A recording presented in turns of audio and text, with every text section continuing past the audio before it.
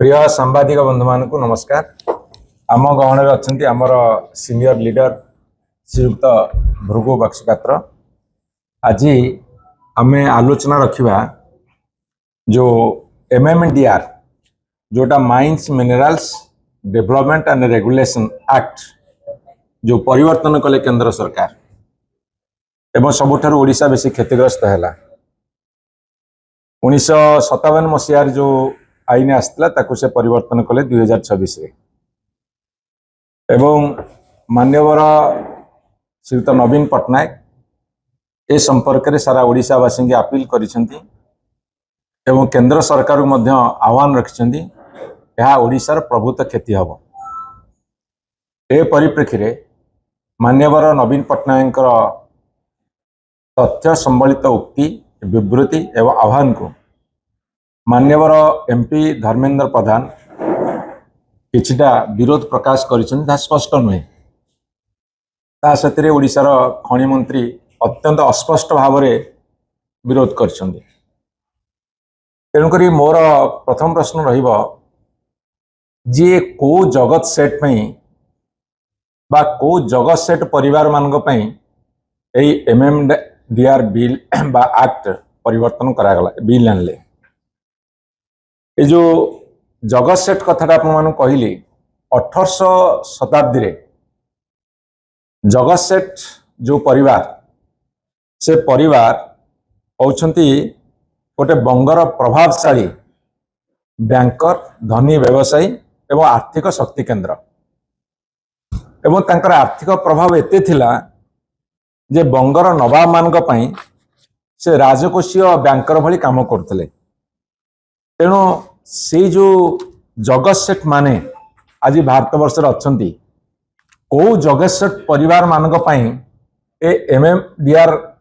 Act आसिला से कथा टिके प्रकाश कले भल हम। एवं ये जो MMDR एक्ट आसिला ए संशोधन कले एटा केते ठीक केते भूल ताको पुंखानुपुंख भाव में विचार करार आवश्यकता अच्छी तर्जमा करार आवश्यकता अच्छी। एइथेपई जेहेतु ओडिशा खनि और खनिज संपद रे भरपूर अच्छी केते लाभ पाइब केते क्षति सहिब से संपर्क रे विशद भाव में आलोचना पर्यालोचना विश्लेषण एवं तर्जमार आवश्यकता रखुची। तेणुक मान्यवर धर्मेंद्र प्रधान कहले जे ओडिशा लोक भ्रमित करा जाउछि। जो भ्रमित करने कथा से कहउछंती जे राज्यर सांविधानिक अधिकार एवं आर्थिक दृढ़ता जेतेबेले आज क्षतिग्रस्त होउछि सेतेबेले ओडिशा रो बुद्धिजीवी सांबादिक एवं प्राय समस्त राजनीतिक दल एक्सेप्ट बीजेपी को छाड़ी तार प्रतिवाद करुछंती तीव्र प्रतिक्रिया मध्य प्रकाश करुछंती एवं नेशनल लेवल रे मध्य तार प्रतिवाद जोर चली। एवं यही परिप्रेक्षी रे तीनोटी खनिज संपद रे भरपूर राज्य होछि गोटे छत्तीसगढ़ ओडिशा एवं झारखंड एठी मध्य प्रबल विरोध होछि। अन्य अंचल रे मध्य भारत वर्ष विरोध करा जाउछि। ए बिलटा केतेबेले पास हला अगस्त 11 तारीख अगस्त 12 तारीख आज को ठीक 10-11 दिन तले 10-11 दिन तले ए बिल पास हला लोकसभा रे केते मिनिट भितरे ना 5 मिनिट भितरे। केमिति पास हला ना बिना आलोचना रे टेबल को आसिला 11 तारीख दिन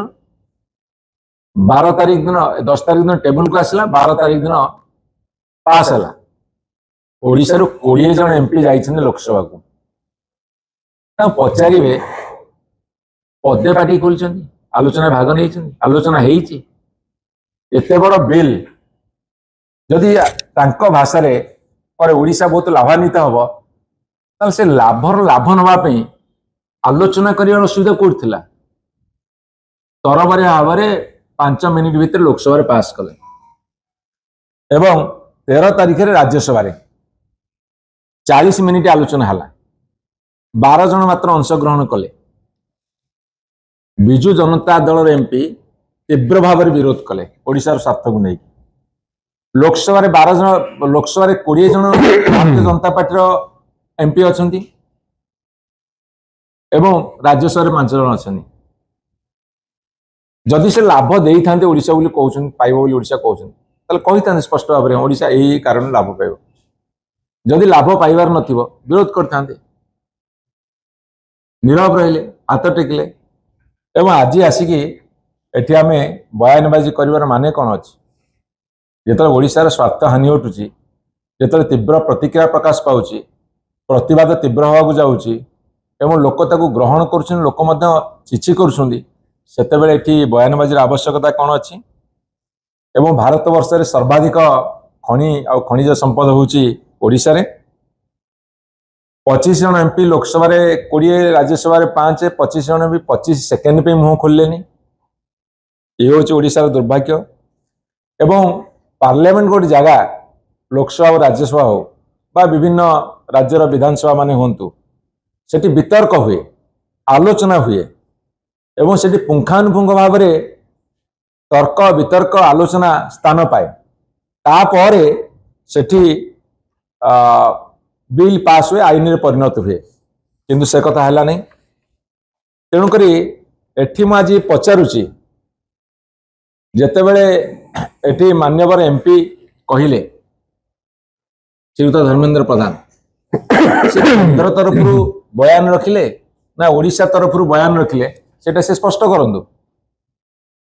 जातीय दल अच्छा केंद्र सरकार को समर्थन करेंगे केंद्र सरकार अच्छा सी यही जो बयान रखिंट केंद्र सरकार तरफ कहले ना ओडिशा तरफ कहले से गोटे बड़ प्रश्न आज रखा चाहे से उत्तर दिंतु एवं मु जानिबारे आपण माने जानिबारे जातीय दल माने तांकर सबुठु बड़ समस्या होची तांकर दिल्ली जहाँ कहब केंद्र जहाँ कहब से सेटा को हाँ मारिया छड़ा नाही करि पारिबे नाही जदि बा मन भितर विरोधाभास थिबो किंतु से नाही करि पारिबे नाही कने जातीय दलर से होसन सभ्य सेइथे भी आंचलिक दल मानकर गुरुत्व रहिबा उचित सेइथे पे बिजु जनता दल ओडिशावासी बल ओडिशा पे लड़ाई करवा तार सबुठारु बड़ गुण ए कथा आज प्रमाणित होइछि।